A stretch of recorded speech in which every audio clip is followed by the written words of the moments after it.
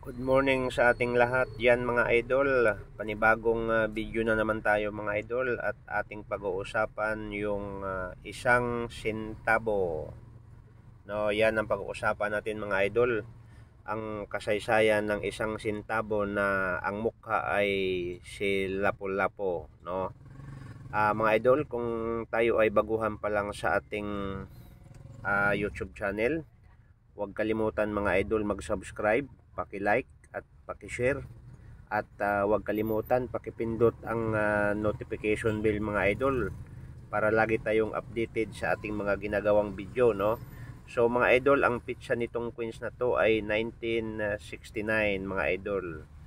So nakalagay po diyan sa taas, Republika ng Pilipinas.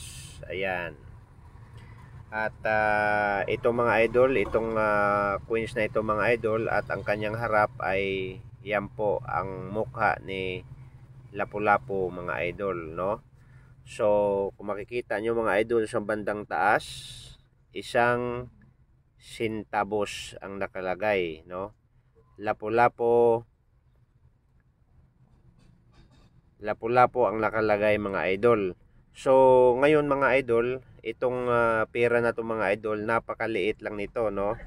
So kung ating titingnan mga idol sa kanyang history, kung saan, no, ang country Philippines, ang period Republic of the Philippines 1967 hanggang 1994. Okay, so para maliwanag mga idol, no, baka mayroon kayo nito mga idol, kahit maliit lang ito, pero makabili na tayo ng bigas nito mga idol kung sakali man ay mabibili ito sa inyo, no, ng medyo mataas-taas na rin ang halaga mga idol. Yan ang pag-uusapan natin.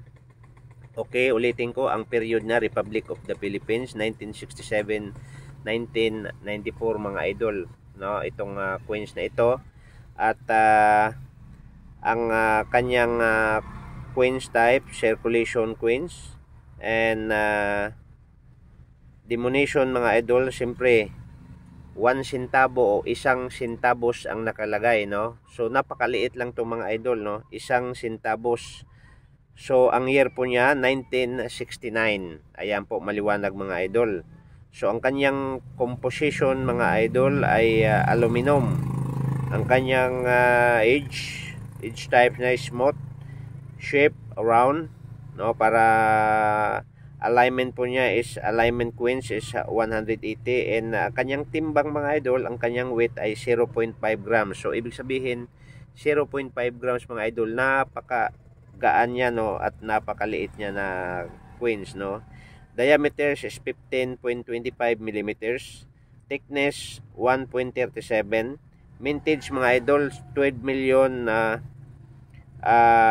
60,000 ang 12,060,000 mga idol ang kanyang mintage, itong Queens na to. So ibig sabihin mga idol, marami-rami naman siyang ginagawa dahil sa 12 million, pero dito pa lang sa Pilipinas ay hindi tayo kayang bibigyan ng tag-iisa nito dahil sa Pilipinas ngayon mga idol, ang populasyon na sa mga 125 o 26 million na mga idol. Okay, so ayan po mga idol, ano. So mintage niya 12,060,000. And mga idol, good news ko sa inyo, itong Queens na to mga idol ay nabibili siya sa online, no, depende po yan sa klase, no. Mayroong ano nito, mayroong nagbibenta at mayroong ding bumibili, no. Mayroong mayroong tag $4, no. No, mayroong depende sa klase, no. Mayroong $6, no, ang halaga nito mga idol. And higit sa lahat, sa 1966 mga idol, sa NGC MS-66, no. So mayroong bumibili mga idol ng may nakapagbenta nito mga idol ng $50, no. $50 na sa around 2,600 pesos. So malaki-laki na rin idol, makabili na rin tayo ng isang sakong bigas nitong Queens na ito, no. So ulitin ko mga idol yan. So nagpapasalamat ako sa lahat ng mga taga-subaybay sa ating YouTube channel, Bagong Pilipinas Old Queen TV. Huwag kalimutan mag-subscribe, huwag kalimutan mag-like, huwag kalimutan pindutin ang notification bell, at mga idol, kung kayo ay makapanood sa aking video, wag ninyong skip, no, ang mga ads natin, no. So tuloy-tuloy lang sa panood at alam ko naman marami pa sa atin mga Pilipino na hindi pa nakakahawak sa ganitong uri ng Queen si Malao noong 1969. So mga idol, yun lang ang ating topic sa pinakamaliit na queens na ito na kay Lapu-Lapu, no. So mayroon pa nito mga idol, no. Sali itong queens na to ay tatlong klase ito mga idol, at yun din ang susunod nating video, no. So uulitin ko mga idol, sa lahat ng mga nag-subscribe, shout out sa inyong tanan, at sa lahat ng mga nag-like, shout out sa inyong tanan, at God bless. Sana pagpalain kayo ng ating may kapal. So maraming salamat, and God bless mga idol.